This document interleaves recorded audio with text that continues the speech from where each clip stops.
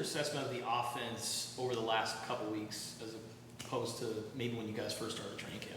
Well, I think the biggest thing is we're just trying to get our entire concepts in. The guys are doing a good job learning.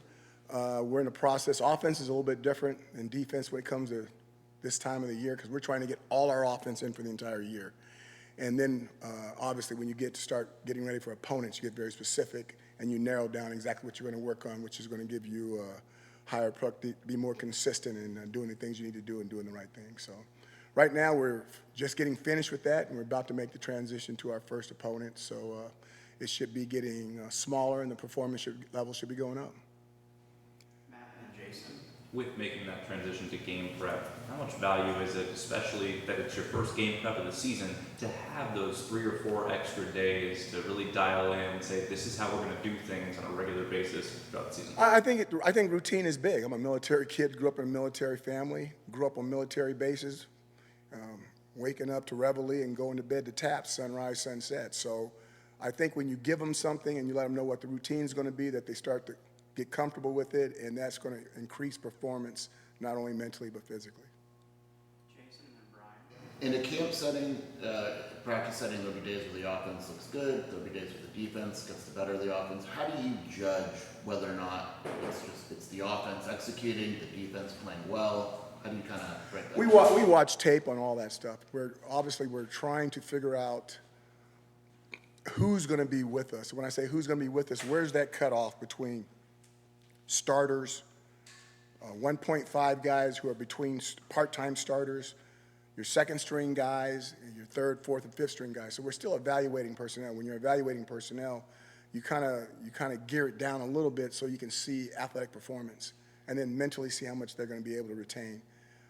After that's done, which is we're coming to an end, it's coming to a close, then you've got to start setting the depth chart and putting guys in and getting ready for the first game.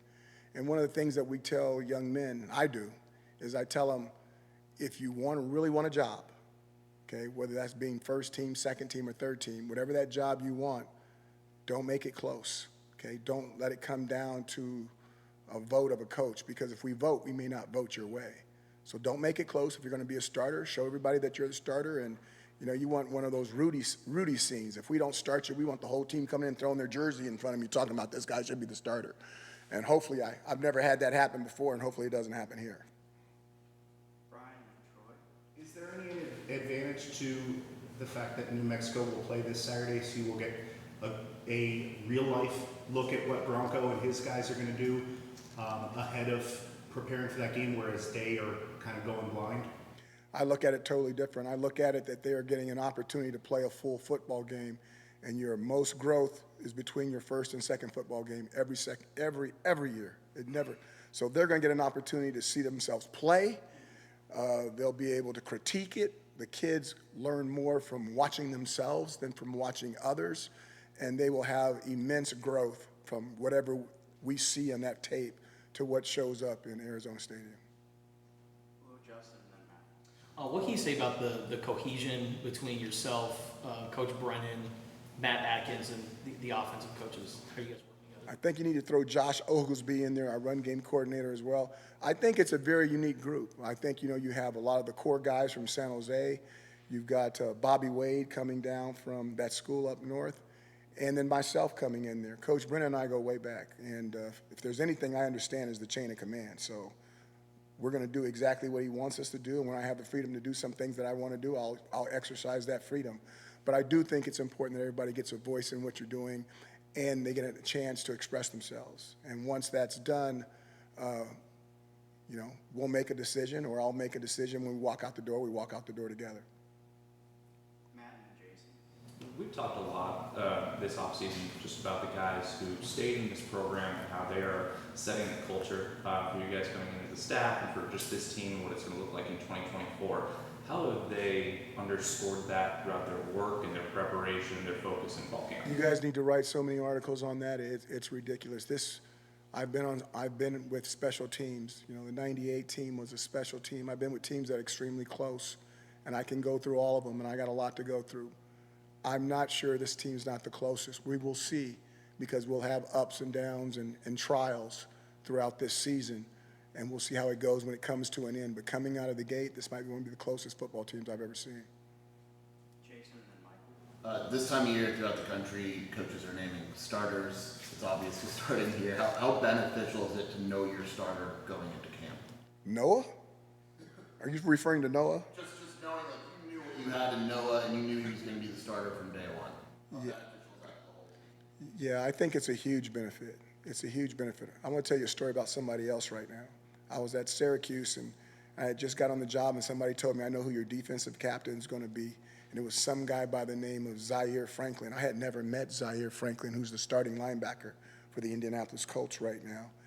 And I think he was like a 5th or a 7th round draft pick, and they said he was going to get cut. And, you know, now he's on the team, and he's on his 2nd contract and team captain. But that's not the story. The point is, the person came up and told me who my captain was going to be, and I said, hey, he's not my captain until I tell you he's my captain. And that's how I responded. I said, I've got to see the guy. But after I saw the guy for like 4 or 5 days, I'm like, that's going to be my captain. That's the guy that's going to be the captain. Noah was going to always be the starting quarterback. When you meet him, you just understand why, that it's not even close. He is as comparable to any quarterback I've ever had off the football field mentally. The only person I can compare him to is Jimmy Garoppolo, and he's still in the league. Okay, so Noah, as I said before, and I'll bring this to a close, is not normal. He's different. Thank God for that. What has Cole Tannenbaum done to kind of distinguish himself in that next tier of quarterback group? Consistently good, not occasionally great, somebody you can wind your clock by. You know exactly what you're going to get day in and day out. He constantly gets better. He's taking feedback and he's growing. Those are the things. Any other questions for Coach? Michael, go ahead.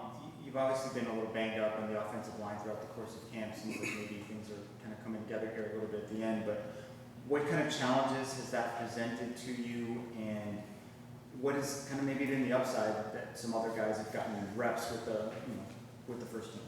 Yeah, it's a lot of people have gotten reps, and there's been some upsides. For me, I haven't got an opportunity to see them all intact working together. So, you know, I'm not sleeping really good, but there's a whole bunch of other guys on the staff that are sleeping great because, Coach, you're going to love him. Just get him to the game. I'm like, okay, all right, I believe you.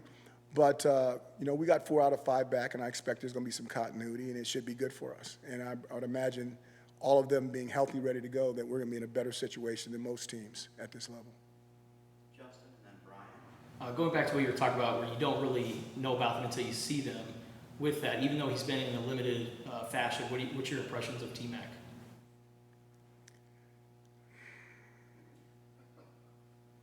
I've got like over 40 NFL wide receivers in the league, over 40 guys that became millionaires that I've coached in 36 years.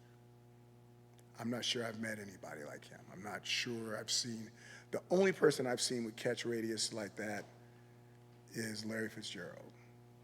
And I'm not comparing him to Larry because he played 17 years. I'm just telling you, he's not normal. He may be better than everybody I've ever coached. We'll see, because I've coached some really, really good ones. They played really, really well in the pros.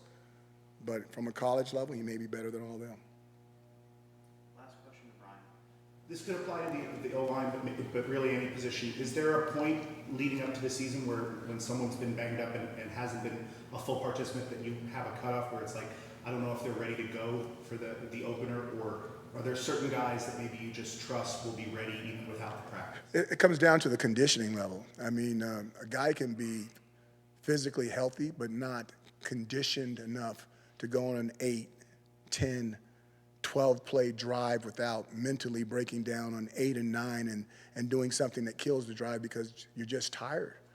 So I think the biggest thing is not whether they're healthy and whether you can stick them back in there because they played before, is where's their conditioning level at. If they've been a starter, if they've been a consistent performer in this program, then you want to get them on the field as fast as you can because you can predict what they're going to do on the football field because they've done it over and over and over again.